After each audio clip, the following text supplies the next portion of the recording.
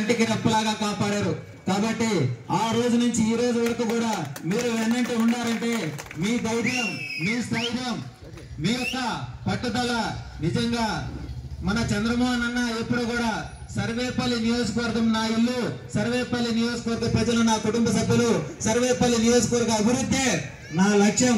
నేనున్నప్పుడే ఈ సర్వేపల్లి నియోజకవర్గాన్ని ఇంకా గొప్పగా అభివృద్ధి చేస్తానని చెప్పి అనేక సందర్భాల్లో చెప్పడం, అనేక విధాలుగా ఈ రోజు మనం ఏళ్ల మీద లెక్కేయాలన్నా కానీ ఎన్ని పనులు చేశాడు, ఎంత అభివృద్ధి చేశాడు అనేది లెక్కలేనన్నిగా చెప్పుకోవచ్చు.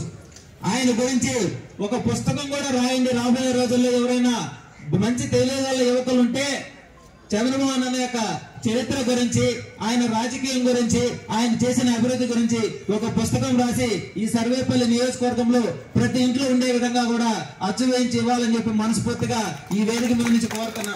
నేను ఈ సర్వేపల్లి నియోజకవర్గానికి తలకాయ లాంటిది ఈ పొదలకూరు మండలం.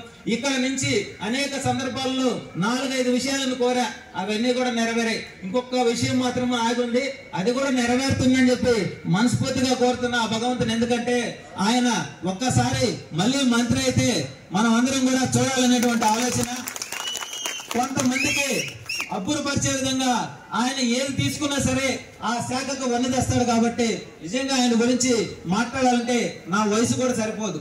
అదే విధంగా ఏదైతే ఇటీవల ఒక తోడేలు సింహం వేషంలో వచ్చి అక్కడక్కడ తిరుగుతూ అవాక్కులు చవాక్కులు పేలుతా ఉంది. నువ్వు ఎంత పేలినా నువ్వు సింహం కాలేవు, నువ్వు ఎప్పుడు కూడా తోడేలువే. ఈ విషయం గుర్తుపెట్టుకోవాలా.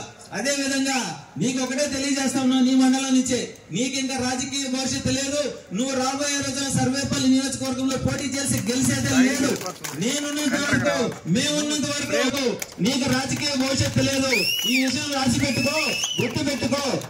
మేమైతే సర్వేపల్లి నియోజకవర్గ ప్రజలు ఎప్పుడూ కూడా ప్రజల కోసం పనిచేసే నాయకుడిని ఎప్పుడు కూడా వదిలిపెట్టుకోరు. ఈ విషయం మనకు అందరికీ తెలుసు.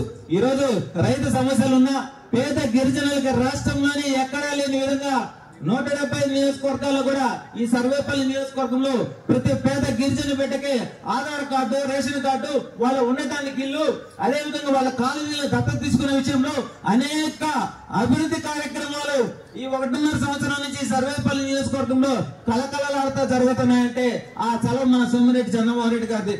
కాబట్టి మీ అందరి దీవెనలు, ఆ భగవంతుడి దీవెనలు వారికి, వారి కుటుంబానికి ఉండాలని చెప్పి మనం అందరం కూడా మనస్ఫూర్తిగా కోరుకోవాలి. అదే విధంగా చంద్రమోహన్ అన్న కూటమిలో భాగంగా ఎలక్షన్ కు ముందు 220 కిలోమీటర్ల 5 మండలాల్లో కూడా పాదయాత్ర చేసి 11 పుణ్యక్షేత్రాలైనటువంటి మన నియోజకవర్గంలో దేవాలయాలకు కూడా పూజా కార్యక్రమాలు చేశాం. నిజంగా ఆ భగవంతుడు చల్లగా చూడబట్టి ఈ రోజు మన నియోజకవర్గం అభివృద్ధి వైపు నడుస్తూ ఉంది. ఈ విషయం మీరు అందరూ కూడా గుర్తు పెట్టుకోవాలి. రాబోయే స్థానిక ఎన్నికల్లో కూడా ఈ తోడల చెప్పులకు మనం భయపడకుండా ఏదైతే వాళ్ళ చెప్పులని తిరగొట్టి మనం మన నియోజకవర్గంలో ఎంత అభివృద్ధి జరిగింది, ఏమి జరిగింది అనేటువంటి విషయాన్ని పాంప్లెట్ రూపంలో ప్రతి ఒక్కరికి తెలియజేసే విధంగా మనందరం కూడా కలిసికట్టుగా ముందుకు అడుగులు వేయాలని మనస్ఫూర్తిగా కోరుకుంటూ మీ అందరి యొక్క దీవెనలతో రాబోయే రోజుల్లో మన సర్వేపల్లి నియోజకవర్గం మన సోమిరెడ్డి చంద్రమోహన్ రెడ్డి గారి ఆధ్వర్యంలో ఇంకా అభివృద్ధి జరిగి ఇంకా మనం 150 నియోజకవర్గాల్లో కూడా సర్వేపల్లి నియోజకవర్గం అంటే ఒక చరిత్ర సృష్టించే విధంగా అడుగులు ముందుకు వెళ్ళాలని చెప్పి మనస్ఫూర్తిగా కోరుతూ ఈ రోజు ఎంతో మంది నెల్లూరు జిల్లాలో నాయకులుగా తయారయ్యారంటే దానికి కారణం మన సోమిరెడ్డి చంద్రమోహన్ రెడ్డి గారి నాయకత్వం. అంటే ఇలా ఉండాలి, ఇలాంటి నాయకుడితో మనం అడుగులు ముందుకు వేస్తే మనం కూడా నాయకులుగా ఎదుగుతామనేటువంటి ఆలోచన ఈ రోజు ప్రజల్లో ఉంది. అయితే కొంతమందికి అవినీతి చేయాలన్నా, దోచుకోవాలన్నా, దౌర్జన్యాలు చేయాలన్నా ఇంకొక వ్యక్తి కాడికి పోవాలా. ఆ వ్యక్తి ఎవరో మీకు తెలుసు. ఆయన నేను సింహం సింహం అంటూ రొయ్యి మీసాలు తిప్పితే చెల్లుబాటు అవుద్దా? రొయ్యి మీసం తిప్పినంత మాత్రం చెల్లుబాటు కాదు. ఈ విషయం గుర్తుపెట్టుకొని నేను ఒకటే తెలియజేస్తా ఉన్నా, చంద్రమోహన్ మీద 18 కేసులు పెట్టినా ఆయన ఎక్కడికి పారిపోకుండా ఈ సర్వేపల్లి నియోజకవర్గంలో కార్యకర్తల కోసం, నాయకుల కోసం, నియోజకవర్గం కోసం కంటికి రెప్పలాగా కాపాడాడు. అదే విధంగా నా మీద కూడా 2 కేసులు పెట్టారు. ఒకటి నాన్ బెయిలబుల్ కేసు, ఇంకోటి వచ్చి గిరిజన పెట్టుకు అండగా నిలబడ్డామని చెప్పి. అయినా సరే నేను కూడా పారిపోవాలా, నేను కూడా తాడోపేడ తెలుసుకుందాం అనుకున్నాం.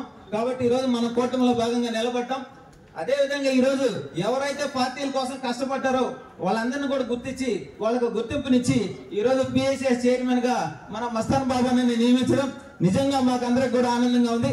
అదేవిధంగా సర్వేపల్లి నియోజకవర్గంలో రాబోయే స్థానిక ఎన్నికల్లో ఎందుకు చెప్తున్నానంటే, తోడేళ్లు అరుపులు, ఆ అరుపులని నోరు మూయించే బాధ్యత ప్రజల్లో కావచ్చు, మనలో కావచ్చు, మనందరిలో కూడా ఉండాలి. కాబట్టి ఆ నోర్లు మూయించి రేపు స్థానిక ఎన్నికల్లో మన సత్తాను చాటి మన కోసం, మన నియోజకవర్గం కోసం నిరంతరం పాటుపడుతున్నటువంటి మన సోమిరెడ్డి చంద్రమోహన్ రెడ్డి గారు మళ్ళీ రాష్ట్రంలో తలెత్తుకునే విధంగా మీరందరూ కూడా స్థానిక ఎన్నికల్లో మన సత్తా తెలియజేయాలని చెప్పి మనస్ఫూర్తిగా కోరుతూ, అందరం కూడా సమిష్టిగా 3 పార్టీలు ఎక్కడా కూడా తరతమ భేదాలు లేకుండా ఒకే కుటుంబంలాగా కలిసిమెలిసి మన గ్రామాలను ఇంకా అభివృద్ధి చేసుకునే దానికి కృషి చేస్తారని చెప్పి మనస్ఫూర్తిగా తెలియజేస్తూ, నాకు ఇంతటి చక్కటి అవకాశం కల్పించిన మీ అందరికీ కూడా హృదయపూర్వక ధన్యవాదాలు.